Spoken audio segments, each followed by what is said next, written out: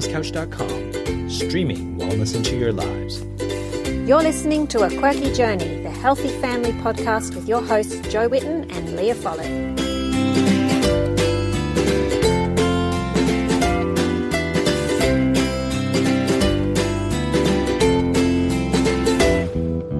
Welcome to A Quirky Journey. Join us as we share our family's journeys to good health. You'll find plenty of inspiration, tips and recipe ideas, as well as stories from everyday people who've struggled and overcome health problems and diet challenges in their own families. I'm Jo Whitten, author of the blog and book Quirky Cooking, and today I'd like to introduce you to Katrina Kehoe, the brains behind Kehoe's Kitchen. Hi, Katrina. Hi, Jo. Thanks for having me. That's okay. I'm really looking forward to hearing your story.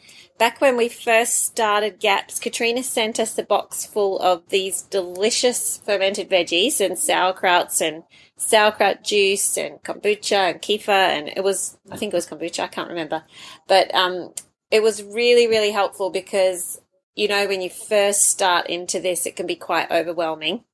And I had not made kombucha and kefir and sauerkraut and all of that for a long time because I'd gotten very busy and just for years I hadn't made it. And so you kind of have to have it made ahead before you start, and I just jumped in and started. Yeah. So it was really, really nice to be able to just have it there ready to go. So I really appreciated that.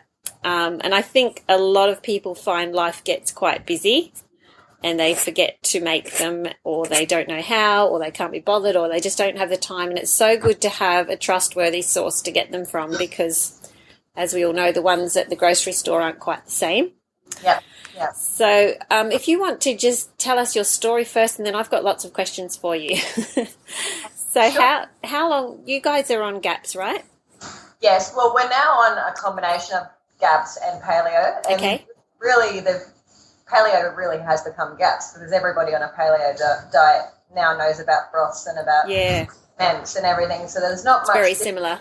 So we're still on GAPS, but we have things like tapioca that's allowed on paleo and not on GAPS because you know it's been years for us and we can now. And GAPS is only a temporary healing diet. You're not supposed to stay on it forever. You're supposed to move on. Yeah. So how long ago did you start GAPS?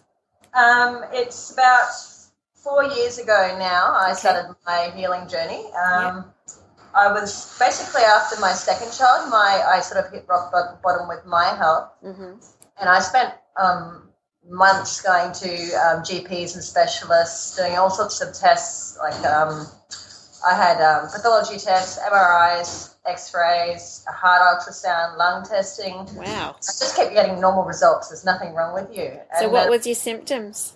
Symptoms was I had fainting, I had low blood pressure, I had vertigo, I had fluid retention, constant rhinitis, and I had IBS, and I had, it turns out that I had Hashimoto's, so I had diarrhea-type symptoms as well. So a friend recommended that I see a biomed doctor, and I saw him, and he pretty much diagnosed me on the spot based on all those symptoms, which I understand now how he could.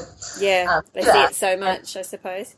Yeah, and he backed it up with tests and confirmed it, and we started doing medications for some of the issues and supplementation and a paleo diet, and the results were just amazing for me. Like I just felt better instantly. The rhinitis cleared up within 24 to 36 hours or a nice. Wow. I was a person that had tissues in my pocket my whole life. Same here. I don't carry them anywhere anymore, so that's dairy and wheat. Amazing. I didn't know that then. Yeah. But the fluid retention just gone. Like in 7 weeks, I lost 7 kilos. Wow. I wasn't fat. Like I was the same weight I was in high school, but it was just weight that didn't need to be there. And so I was feeling so good on it and my eyes were opened to holistic healing, and I just thought my kids have got symptoms too, so I took them along and got them looked at, and we were all on paleo, and we all had supplementation and treatment, things like parasites and that everybody has before they took this sort of stuff. So the kids' eczema and night waking and growing pains and issues and everything just improved. Anyway, so after about 6 months of doing that, I just sort of felt like there was something more to it because we were just we were all really good, but we couldn't go out and eat what everyone else ate. Still, there was just something different about us. I'm like, well, this can't be the cure. This is not the cure. We're avoiding things to prevent symptoms. We're not curing ourselves. Yeah. So I kept researching, and I discovered GAPS. Okay. Reading GAPS, the penny dropped. I stayed up. I heard about GAPS at a seminar one night, and I came home and I just stayed up and read the GAPS Me website. And the next morning, I was a stay-at-home mum. Yeah. Next morning, I took the kids to the local organic butcher and bought some beef marrow bones and made my first broth. Luckily, my husband was away for business that day, so I didn't have to explain what I was doing. I just did it. Yeah. And so we had a creamy broth bisque for dinner, which had nothing in it. It was just gelatinous broth that was like a cream and mushroom soup. Yeah. So I just try it and see what the kids do, and they both drank it. And it was for somebody who hadn't done paleo or whatever, it was pretty full on. Yeah. So if we can do that, we can do anything. So we started GAPS the next day, pretty much. And my husband was fine with it because it was just basically paleo, adding in broths and fats, and we were already on paleo. Okay. So we did that for a while, and then after a few more months, we did an intro. And I started a Facebook page called Kehoe's Kitchen just to share the photos and recipes for what I was doing, because there wasn't much information out there. I can imagine there wouldn't have been. Yeah, and there was no paleo cafes. There was nowhere you could go to eat. No. Much for the first year of us being on this diet, I did not eat out at all. Yeah. Everything was prepared. So I was sharing photos of what I was making for my kids and that. And the reason I did it on the Facebook page was I was sharing it on my personal Facebook page at first, and people just thought I was crazy. Yeah, I bet they did. But I thought I was being so creative, and I really enjoyed it. I wanted to keep sharing it, but to people who wanted to see it. Yeah. So I created my own page, and I joined like Facebook groups like GAPS group and etc. And let those people know. And the results, the number of likes I got in the first 48 hours was amazing. Yeah. And people have been following me ever since. And so because so many people just get really stuck because they don't have that creative cooking background, or they just don't know how to make things up. Yes. Yeah. So we started after about 2 months of doing the Facebook page, we started intro. So basically my whole intro, I've got a Facebook album called GAPS Intro. Oh, that's good. You're very organised, unlike me. It's pretty much a food diary of everything I was making. Oh, that's so good. So I always refer people to look at that for inspiration. That intro is not so scary and not so boring. Oh, that's great. And so we did that, and I ended up also selling products on the website, on the Facebook page, because people wanted to know where I bought all my equipment from. And then we ended up importing fermentation crocks. Because you just couldn't buy them anywhere; they were so expensive. So I looked into it, and we brought them in, and I was selling them at the local organic market. And so the guy that runs the market sort of persuaded me to start making my own sauerkraut. Okay. And I just thought, well, I'm a GAPS mum. We don't just make sauerkraut. So my market store just turned into a GAPS store. So that's so cool. GAPS families were so supportive of us and so grateful. Yeah. That they could come to the market and buy everything. So what kind of things did you have for sale? Pate, bone broths. I had little green jellies, which were made of green juice with jelly, like in a cup. Yeah. I had ice blocks, which are all paleo ice blocks with raw homemade chocolate on them. Fudge. Oh. I even made Rocky Road for the markets. Yeah. All the sauerkrauts, of course, and yogurts in dairy or vegan varieties. Kefirs. Just you name it. If you ate it and you're on a GAPS or paleo diet, we made it. We even made like crackers and dehydrated crepes for people to take for school lunch boxes and that sort of thing as well. So, and how old were your kids at this time? When we first started the market store, we had one at 18 months, and then one was almost 5. Oh my goodness, you're amazing. How did you do that? It was because of my husband. So when we started the market stall, my husband took time off work, so he took leave without pay so I could write a cookbook. And then when we just started that leave was when the market store manager said to me to start making our own sauerkraut. So I took my husband to lunch on the first day of his leave, and I put the proposal to him that we convert the lower story of our house into a commercial kitchen. Oh, wow. We did, and four weeks later it was done, and we started producing food. You're amazing. Wow, that is just so great. cool. So he has been the most supportive person, and now he's a director and partner in Kehoe's kitchen. Oh, that's so good. He works full-time in the kitchen with me as well. Yeah. So we just started selling the food at the market, and then the demand grew and shops requesting the products, so we started wholesaling it. Yep. And now we wholesale it nationally in all the health food stores. The range isn't everything that we used to sell at the market, because when you make a large scale, you can't make everything. Yeah, of course not. So we cut it down to the essential products that we think are really important for gaps and people to start on. Yeah. And it's growing from there. So wow. Yeah. So how many years has it been going then? The actual through selling through shops. We started wholesaling in October last year, and that was when we got our organic certification. We're Australia's first certified organic raw sauerkrauts. Wow. Probably even pasteurised sauerkrauts. I don't believe there are any other producers of pasteurised sauerkraut in Australia. Wow. A couple of other companies have gotten certification after us, but we were the first to do it. And considering that we only started manufacturing 9 months before that. Yep. That's amazing. Sell at the market, and then once we decided to wholesale to the shops, we made it a priority to set the standard. Yes. So if we're gonna, we were always buying certified organic products, and if you're going to do that, then you should put it on your label. Yeah, definitely. You can't just trust people, because there's a lot of things that go on behind closed doors. Yeah. The certification program is there for a reason. Yep. And we support that. So it's been great for us working with certified organic wholesalers, and for me as well. Like the whole healing journey for us. Like before I was diagnosed, in those 8 months when I was going to different doctors, I never even gave a thought to organic food and what pesticides and preservatives could be doing to food. And it's just been such an educational experience for me, and it's been great to be able to help family and friends and personal family and friends and people that I've met along the way. It's been really great to help families, and that's a lot of the feedback that we get that we're getting at the market, and we still get online on the phone now, is that families that wouldn't have been able to do GAPS or a healing diet that they're doing, they couldn't have spent that much time making the food that they buy from us, so that it wasn't exactly.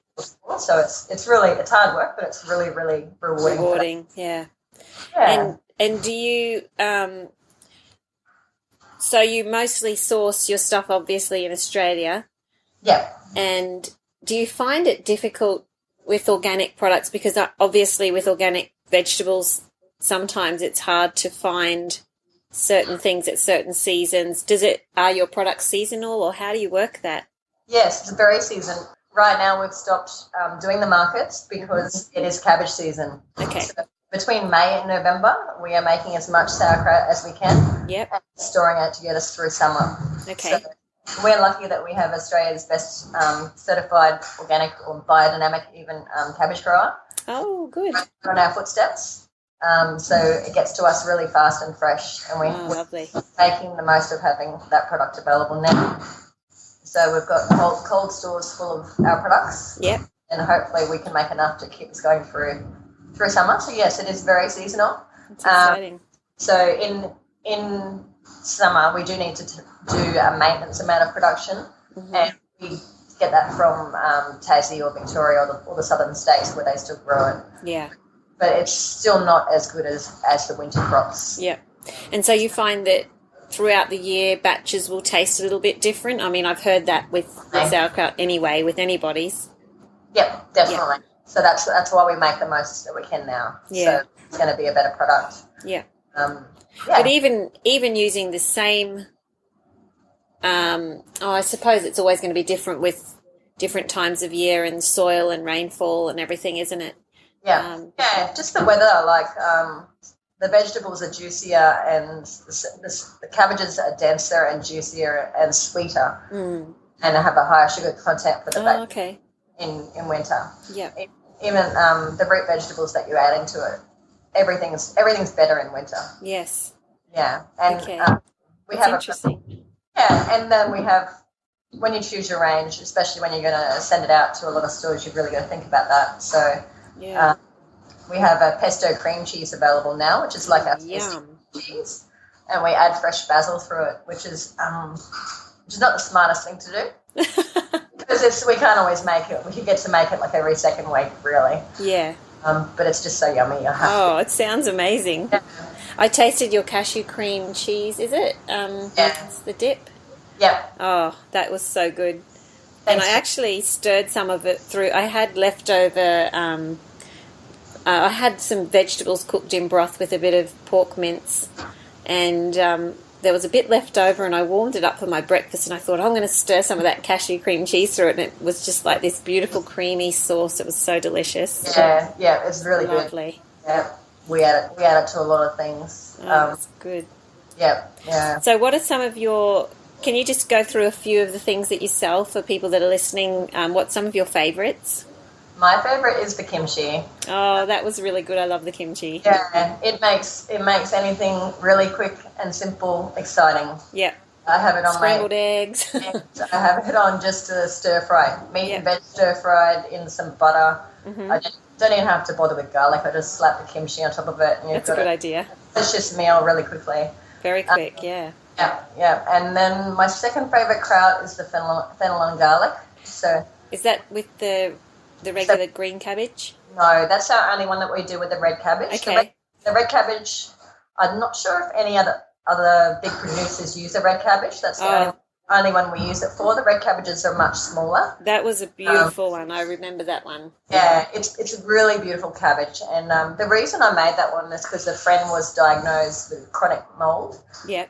And the red cabbage is just the champion of all vegetables to kill the mycotoxins. Oh, really? Your body of mold, yeah. So when I was reading about his issues, I read about the red cabbage. I thought, that's it. I've got to make a red sauerkraut to help him and everyone else, because there's so much with all the rain we've had lately. There's so much mold everywhere. Yes. Up here where we live, it's mold. Yeah, capital. Exactly. So whenever you see a red cabbage, grab it. Okay. And so is it like things like candida? Does it help with that? Yeah. Yeah. So it's that one's just got the red cabbage and apple and garlic and fennel seeds, and it's really delicious. And that one goes really well with the cashew cheese. Okay. On a piece of lamb. It's good. Yum. You're making me hungry. It's really good. So they're my two favourite sauerkrauts. We also do plain sauerkrauts, beetroot sauerkrauts, kale, carrot, and then we do some cabbage-free ferments for people who can't tolerate it. So we have we call it spiced carrots. It's carrots and some cumin seeds and turmeric. Yep. And that's really lovely. So that sort of makes anything sort of taste a little bit Indian, like a sort of a chutney sort of a ferment. Oh, yeah. So some people can't handle cabbage, yes? Yeah, it's cabbage is a high FODMAPS. So, of course. And also if you have Hashimoto's, they say to limit your cabbage because it's cruciferous vegetables. So they can't have much cruciferous. Yeah, that word. Yeah, cruciferous vegetables on Hashimoto's. I didn't know that either. But I have early stages of Hashimoto's and I'm fine with it. Okay. And you say that sauerkraut is okay to have, but don't have a whole lot of coleslaws because it's being fermented and it makes it breaking down better, and it's more beneficial because if you've got Hashimoto's, you've got autoimmune. Yeah. So you need your biome restored, and that's going to help the issue anyway. Whereas coleslaw is not doing anything. It's not a functional food to help your Hashimoto's. So it's kind of difficult to digest for a lot of people, probably. Yeah, but some people just can't tolerate because of the FODMAPs because of the things that it causes them. So the carrot ferment is great for those people. Well, that's good to know. Yeah, and we also have a mustard pickles ferment. So it's based on cauliflowers. Yum. And that's just my paleo healthy version of mustard pickles to put on your ham or your corned beef or your pork chop. Oh, lovely. Yeah, and that one's really different too. So I haven't seen anything like that one around. No. It's good for Christmas ham as well. Okay. And then, so that's it for the vegetables. And then we have the cashew cheese that you mentioned, and the tasty cheese or the pesto flavour. Ah.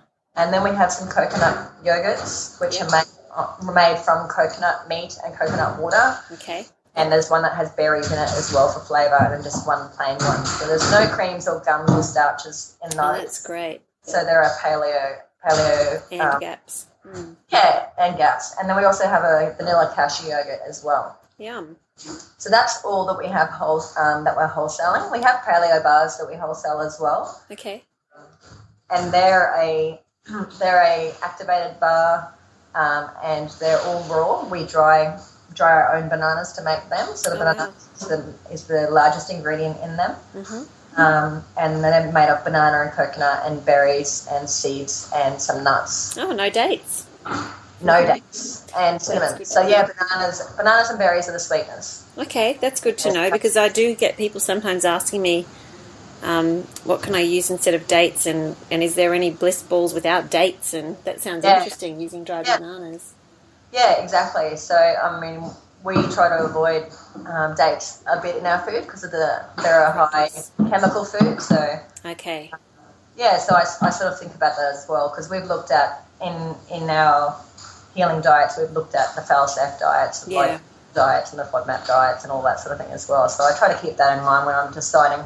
That's really good. Yeah. Dates or coconut sugar or rapidura or, so. So you don't sell your kefir and kombucha? Not yet. We're working them at the market, so we're just looking at expanding our wholesale range. And probably towards the end of the year, as the cabbage season slows down, we'll be you can worry about that. wholesale range now, just because we've got a fair bit on, and we're growing at a huge rate. So it's Do you find with when can I just ask you, when did you add in kefir and kombucha into your diet once you started GAPS? When I started full GAPS, so that was 6 months after being on paleo. Yep. We started all those things.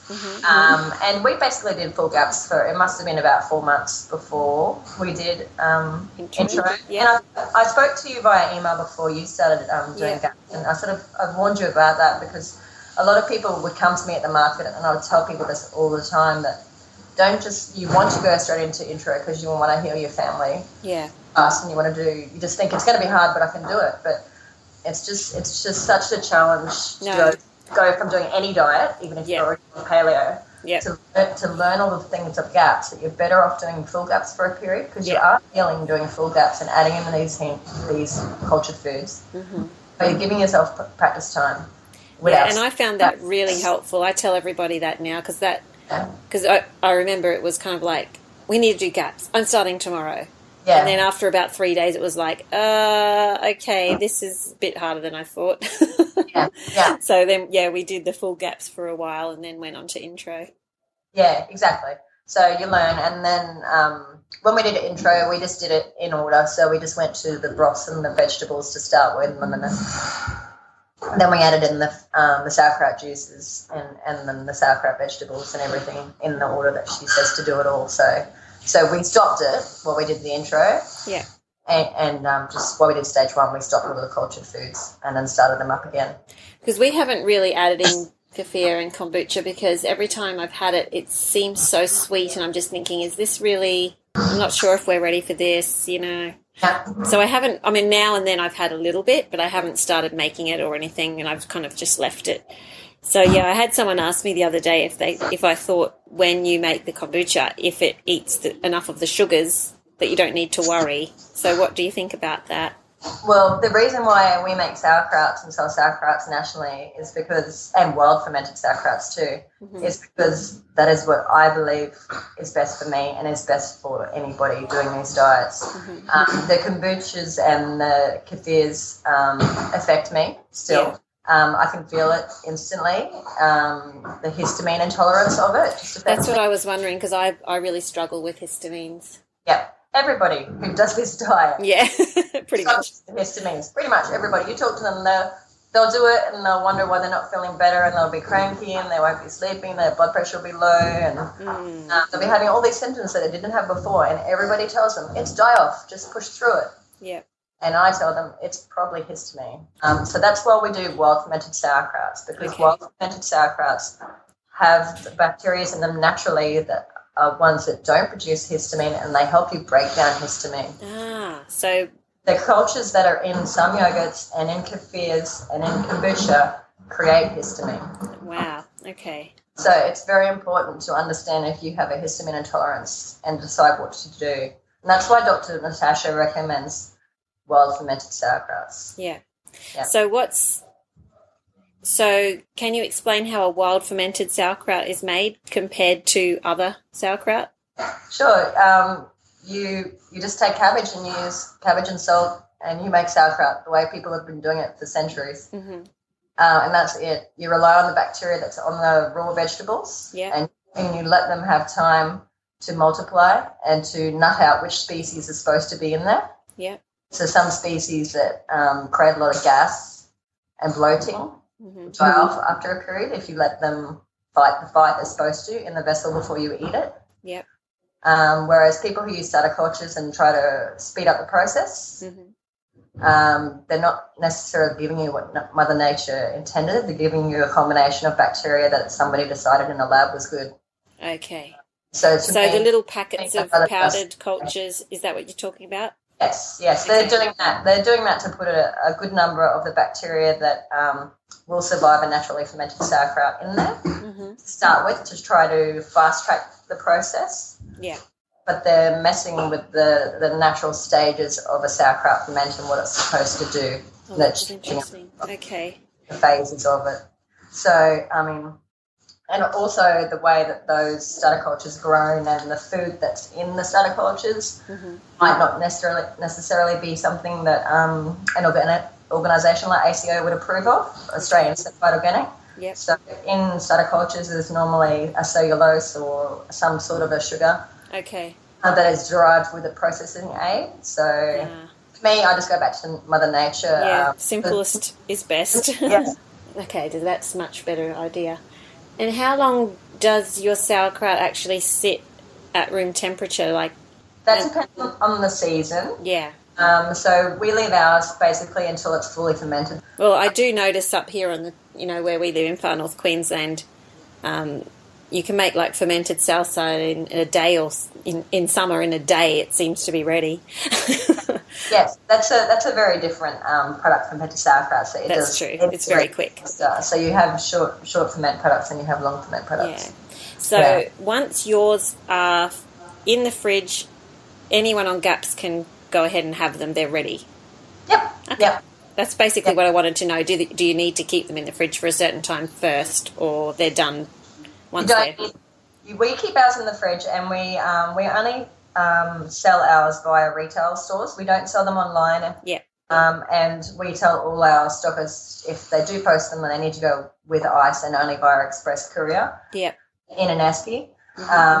So because the bacteria that's in there needs to stay at a nice temperature so it doesn't die. So sometimes people will post these things in the post and just put some ice in it, but the ice melts within 24 hours and the sauerkraut gets hot, and then it's in the back of a truck at 40 degrees. Yeah. Left on a doorstep in daylight. And then, yes, the sauerkraut's still edible and it's fine and it hasn't come out of the jar, because ours won't come out of the jar if you leave it at room temperature, because ours is not explosive. Okay. But it might be dead. So that's why we don't post ours at all. That's interesting to know, because I've heard people say about travelling overseas and stuff like that, you can take some in a jar and it'll be fine and you can eat it on the plane, but really it needs to be kept cold. No, you can keep it on the plane with you. Don't let it be in the back of a truck. Yeah, but keep it in an esky with an ice brick. No, you don't have to. No? Not with ours, no. Okay. So because it's just a raw living product, you can keep it on your shelf or just leave it on your dining table and feed and eat from it for the next 2 to 3 weeks. Okay. To get through the jar. But just not the heats that are in trucks and cars. Yes, exactly. You don't want it to get above 45 degrees. Right. Oh, that's good. It starts to die after 45 degrees. Okay. So the reason we keep the sauerkraut in the fridge after it's done is to prolong its shelf life to 1 year. Okay. If you just kept it on the bench and ate it off the bench, it would only be nice and crunchy for probably 6 months. That's still pretty good. It is good. That's really good to know, because I wondered how long they lasted for. And how would you know, in a rare case that one went bad, how would you know it would really stink? Yeah, it would stink, and you would see some, like if you didn't use a clean fork or someone ate straight out of it, you'd see some mold or something growing on top of it. Yeah. So as long as it still looks the same and smells the same as the day you opened it, it's fine. Okay. It's pretty rare that one will go yucky, yeah. Yeah. And I forgot to ask you at the start, did you want to explain, for those who may not understand exactly why it is that lactofermentation is good for the gut? Do you want to explain about that? Yes, of course. That's a very good point. Thanks. Should have said that at the start. Sorry, guys. So one of the reasons my health declined was because I don't have an appendix. Your appendix is your backup for your biome. Ooh. So whenever you get wiped out with food poisoning or something, your appendix comes in and helps your biome get restored. Okay. So I had two sets of antibiotics, IV antibiotics, when I had both children. Mm-hmm. And after that, my health pretty quickly declined. So I hit rock bottom when my youngest was 1. That's when I started fainting and everything. Wow. And my biome was just so poor. Like I'd never had probiotics. Nobody had talked to me. Yeah. Now, I don't know how I did it now. I must have lived under a rock, but I just didn't take antibiotics, and I did lead what I thought was a healthy life. We ate vegetables and we ate well, and we ate the food pyramid. Mm-hmm. And I never took antibiotics until I had my kids, and I had to. And that really upset my biome, obviously, which caused all these other issues to start happening. Yeah. So the lacto-fermented foods in general, and cultured foods are great for you because they help you restore all the damage that is done to our gut. Yeah. And the damage is done to our gut to everybody now, whether you realize it or not, whether you take antibiotics or not. If you're not eating certified organic product, and if you're drinking tap water, you're taking antibiotics in the tap water because it's in our water streams and it's in our meat because our animals are pumped full of it. Yeah. It's just everywhere. So the only way you can avoid dosing yourself with antibiotics is to eat certified organic food only, which not everybody can afford to. I can afford to do that myself. Mm-hmm. And to drink only spring water or filtered water as well. Mm-hmm. So that's why that's why I believe we're having such a health crisis. Yeah. And that's why my children have health issues, because I had the IV antibiotics during birth, so they basically had a sterile birth. Yeah, so did I. Sorry, I'm wrong. I had some just before with one, but with the others I had retained placenta and I was pumped full of antibiotics while I was breastfeeding. I don't know if that was probably partly the issue.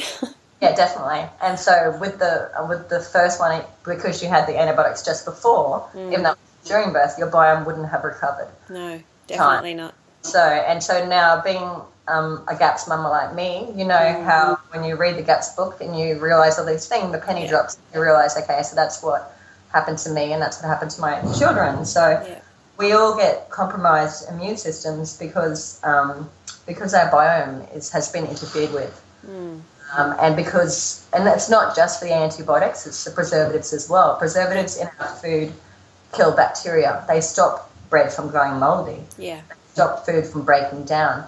They kill bacteria on the food and they kill bacteria in your gut. Yeah. So it's about all these things that cause our biome to be compromised. And then because your body is dealing with all these, so then your biome's compromised, you get overgrowth of the pathogens, the candida, and these things actually they have claws. The candida has claws that it rips holes in your gut and gives you a leaky gut. Yeah. And so then when you eat food that you used to be able to eat, it goes through to your bloodstream and then your immune system attacks it. So your immune system starts attacking everything. Yeah. And that's autoimmune disease. So for some people, when that happens, it'll attack their thyroids, and then for other people, it'll attack different issues, and that's how the autoimmune starts. So the key to working holistically to help your autoimmune disease is to eat a diet that is in foods that aren't going to irritate you as much, that are going to allow your gut to heal and not actually cause damage to the lining. And then also to have the fermented foods to help repopulate your biome to fight the candida. So it's not just about, you can't just go on a candida diet and starve bacteria and expect it to go away. That's right. It's not healing. Yeah, you need to repopulate. So that's why GAPS is such a powerful addition to paleo or any diet. A really powerful addition. And some people who have histamine issues will have trouble, and they'll think they can't tolerate fermented foods because they'll try a sauerkraut that has a culture starter in it, or you know, people make kefir kraut, and people are just confusing what sauerkraut's supposed to be. Yes, sauerkraut is supposed to be cabbage and salt, and that's something that you're supposed to have. And I think it's really good to diversify cultured food that you have, and that way you can see which one works for you, but also you're giving your body a really broad spectrum of probiotics. And that's really important. When they say, when everybody only learned about the probiotic capsules and powders, you know, they would advise you to take different powders. Don't just stay on the same one. It's the same for cultured foods as well. Right. Try different things and see what works for you. And do you take probiotics as well as having all your fermented veggies, or? No, I don't. Don't worry about that now. Just when you were healing. Just at first, before I started GAPS. After I started GAPS, I stopped the probiotic foods. Yeah. And I find that I work really well with my histamines with sauerkrauts. I eat sauerkraut 3 times a day. Okay. And my histamine and my symptoms are fine. Yeah. When I start to have kombuchas or kefirs, I can just feel my blood pressure drop pretty much after one drink. Yeah, I think that that's the same with me, because I find that for some reason sugars really affect my histamines, and I don't know why that is. There must be a reason. Somebody will be able to explain it to me, but sauerkraut doesn't seem to bother me, but if I have very much sugars, that's when I... How are you having your sugars though, Jo? Or is it always with chocolate? It's generally like honey or dates, which I think you said something about dates before. They're both high in chemicals, so they're both histamines, Now and then I have had a little bit of coconut sugar in the last couple of months, and that's like in chocolate or something, and that seems to really bother me. Okay, yeah. Chocolate is very high in histamine. Yeah. Especially dark chocolate as well. So try just having a whole food sugar form, like fruit. How does fruit affect you? I think I'm okay with fruit. I don't have heaps and heaps of fruit. Like, I keep it pretty low. And I think it's more. I think it's more if I have chocolate. Yeah, chocolate, which is very sad. I still have it too, but you just have to be in moderation. And and it's funny because I'll only have 2 little squares, and then that'll be it. And then the next day I'm sneezing like crazy. Yeah. So I just basically follow a rule that I generally will have. I love dark chocolate. Me too. All the time. So if I've had raw chocolate, I just don't have a kefir that day. Yeah. Or a kombucha or anything. I don't really drink kombucha that much, but I love my coconut kefirs. But I generally will save them for when I want to feel lightheaded. So Friday afternoon, I'll be happy to have a kefir. You'll find a Friday afternoon drink. Yeah. So but mixing that with chocolate, you know that you'll feel it a bit. Yeah. So and I think that's what it is when you get to a like my friend Leah says, you've got that bucket analogy where you can put so much in your bucket, but once you get to the top, you had it. So you've got to know where the top of the bucket is. That's it. And I'm still working that out, really. It's interesting, isn't it, getting to know how your body reacts to things. And that's what I've found with GAPS is that I find so fascinating is there's so much to learn about your own body that you think, wow, I should have known this by now, and I just didn't. Yeah, you do. It's totally, you learn all along the way. And just recently I saw a chiropractor, and I couldn't, she cured my vertigo, actually. Wow. That was one symptom that I never got rid of through all this. And it was just, she cured my vertigo. So it was all to do with my cranials and my ears and the pressure in my ears. And so she just did some neuro impulse work on me. And gone. Thank you. Wow, and that must be relieving. And the reason I started seeing her was because she came to me because her son had diabetes, and she's treating him with GAPS because her friend Cindy O'Meara put her onto GAPS. Yay, Cindy. and I just could not believe that I got this far and talking to everybody and nobody said to me, and it's not in the GAPS book, chiropractic care is not in the GAPS book. But no, we did it right from the start because we had, my friend Brett Hill, he said, you got to get my son onto chiropractic care. We had done it for years back when the kids were little, and we'd sort of, you know how you get slack with things and you think you're okay? And I think it's really made a difference. Yeah, definitely. My son was diagnosed with vagus nerve issues, and so she's fixed that as well because his C1 was out and he had cranial. So, yeah, you correct that, and that takes pressure off the vagus nerve. So it's so critical for GAPS families to get a chiropractic care as well along the way. Yep. So that was, great. It's just good how everything works together, doesn't it? And you've got to just keep, finding what's the next step now. Yeah, keep learning and keep listening. Yeah. Well, thank you so much for that. We should probably stop because it's we've gone a little bit over time, but that was so interesting, and I'm really looking forward to tasting a few more of your delightful treats. I call sauerkraut treats. I just love it. My kids, my two older kids absolutely love it. They'll pile it on their plates. The younger two I still have to work a bit more with, but we're getting there. Yeah. Maybe try them with the juices. That's how I got mine. Yeah, they were okay with that, and having a little bit with their food. But it's kind of, they want to stir it in. They're not up to just eat it off the fork. Yeah. No, they're getting there. That's all right. It takes time. Yeah. Well, thank you so much, and I'll put links. I'll put links on the Wellness Couch page for all of you who are listening, so that you can go through and have a look at places to buy these delicious fermented veggies and drinks. Oh no, not the drinks yet. Sometime. The cashew cheese. You got to try that. I want to try that pesto. Pesto cheese. But it'll be great to I think a lot of people would really benefit from it because, like I said, when I started, it was a bit overwhelming to try and make my own, and I think a lot of people are in that same boat. Yeah, same for me when I did it as well. Yeah. So, there's a lot of pressure on you, a lot of new things, and so many new things about what you've done and what you have to do, and And do you find people ask you questions on your Facebook page? That's all okay to ask you about GAPS or what? And you've got your intro diet photos in your album on there. Yeah. I find we get I get questions everywhere, so that's fine. They can contact me by the website form. Is the best place to contact me. Okay. Or via Facebook or Instagram. Okay. And we can go from there. But I always just say if people are interested in GAPS, I have a post called GAPS Frequently Asked Questions. Oh, so good. Look on the post, they'll find that. Oh, well, I'll link that at the bottom of the page here. Yeah, and if they look under the recipes, they can search by GAPS as well, or by what allergies or whatever that they're looking for. Okay, great. And then on the website, there's also under Our Food, there's a page of stockists. So there's great, thank you. National stockists there as well, so that'll help them out. Awesome. That's really helpful.